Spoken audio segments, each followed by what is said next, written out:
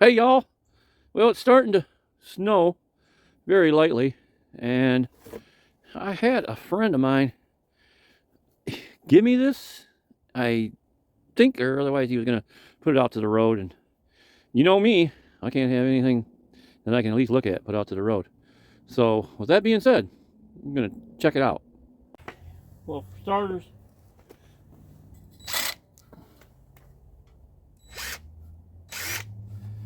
we're gonna take off this carburetor cover, I would call it. Put that off to the side. Looks pretty dirty and stuff. I noticed the throttle's a little sticky. I checked the oil. Blew everything off. Real good. I saved you guys, or y'all, from hearing the compressor running, me blowing everything. I blew a lot of stuff. I oiled the throttle. The throttle was not real smooth. It didn't seem to want to engage real good. And I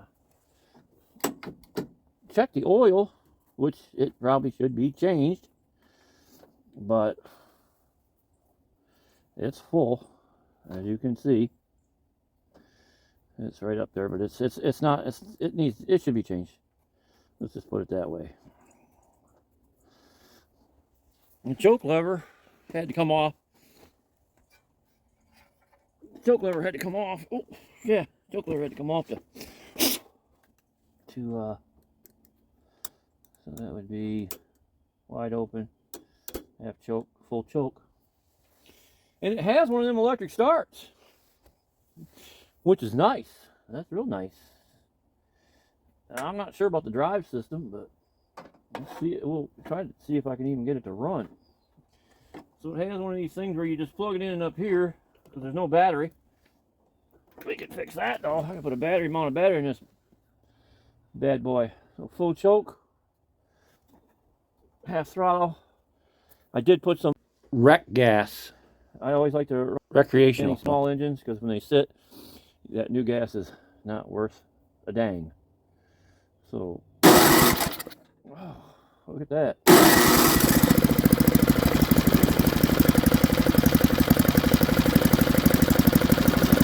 Blowing the nest out of there already.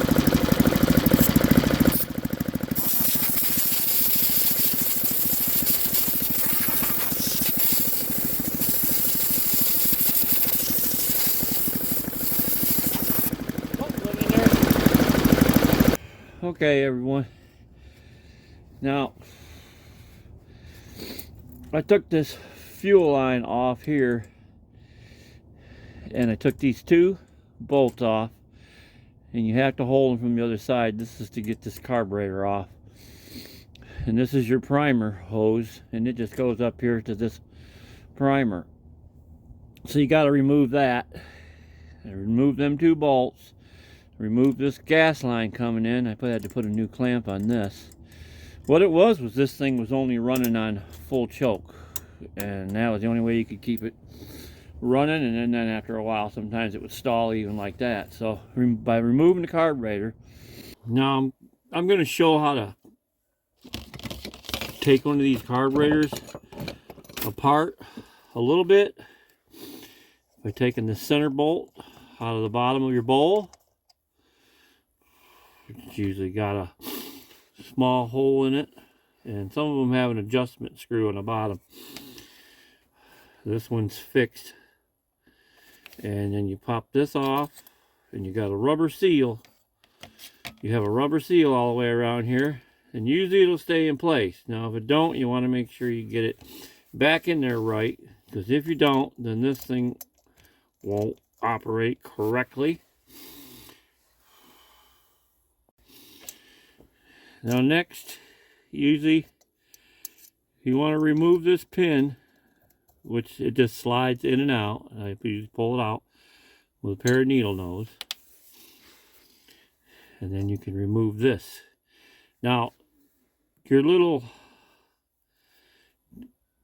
needle valve, or whatever I call it, should be hooked to that float. This is a float. When you pull that out, and when you pull that out, this does not normally come with it. That usually stays in the carburetor. Now, if you buy a carburetor kit, you probably get a new one of those. But that normally stays in there. Because that's what seals.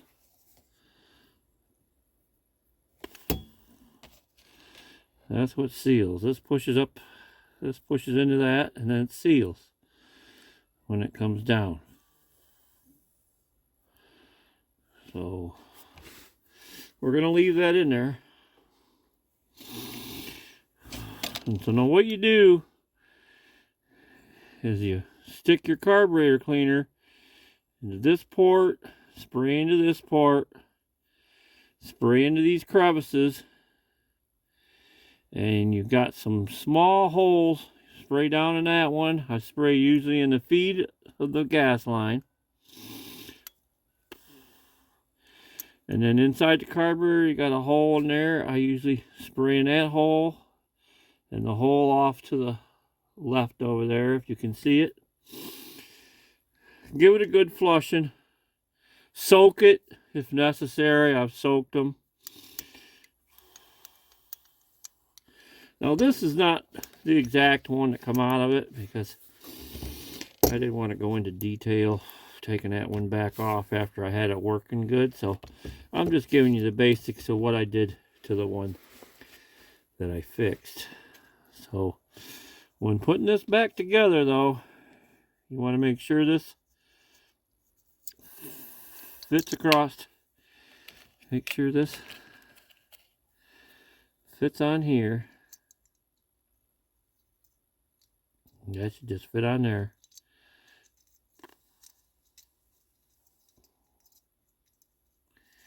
It helps to not have your fingers freezing when it's 20 degrees outside. And the trick is to get it back in there. The trick is to get that needle valve to drop back in that hole and to line these up.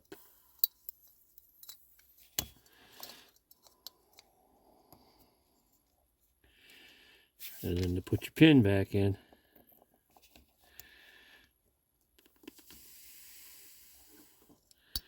Now these can get a little frustrating. And then make sure that when you raise it up and down, that you can see your needle valve in there going up and down. Okay, you can see that needle valve back there now going up and down with float. That's necessary because when your reservoir fills up with gas, that's going to raise this up and stop the gas from coming into the bowl. Otherwise, that's a lot of times when you see your gas, if your float's sticking and not sealing, then you'll get gas dripping out of your carburetor. And if it's not working properly, when you take your bowl off, you should get a lot of gas. This bowl should be full. And sometimes if that's not working, or if it's stuck in the up position, then you'll find out that your bowl won't even fill up with gas, and you don't get no gas for it to run. And if it's partially plugged up in there, then that's why when you have to run your engine on half choke, full choke to keep it going, because it's trying to pull more gas. It can't get enough through your all your little ports in here. That's why you've got to make sure you clean all them thoroughly. So that's what I had to do to the carburetor. Now I did mess up the gasket going around, because it's the first time or if ever been removed. I removed this carburetor from the manifold here, and by doing so it kind of destroyed the original gasket. As you can see, here's pieces of it. So I just scraped it off, and I went ahead and cut a new one, traced it out of regular cardboard, some thin poster board is what I had. So I just cut one out and made the holes for the bolts and cut the hole for the carburetor.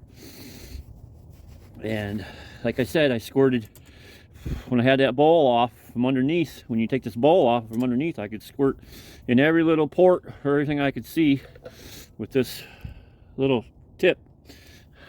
And I got it all back together. Now, I had a hard time with the needle valve, which is on the float.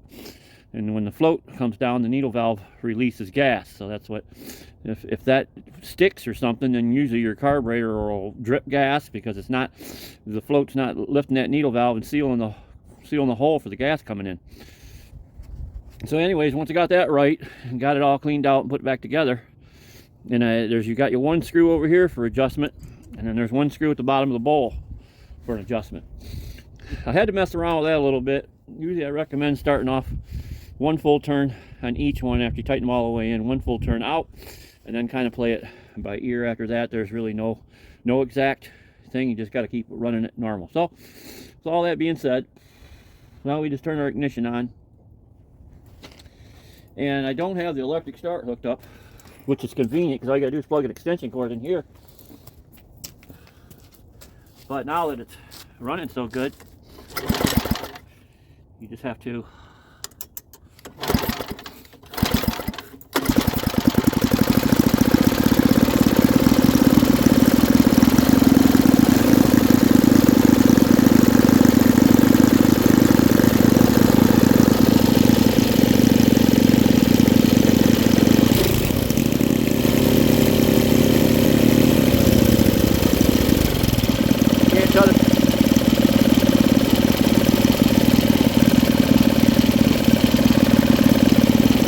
turn it all the way. You can't turn it all the way down.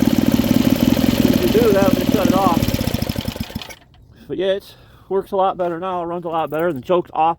Now the choke's not on, and it's running good. So whatever I did worked. So that's what the problem was with this one. Now I just got to wait for the first snow, which is probably right around the corner. So hey, I hope you liked it. Subscribe. And we're going to wrap this up, put this cover back on, and then we'll see what happens.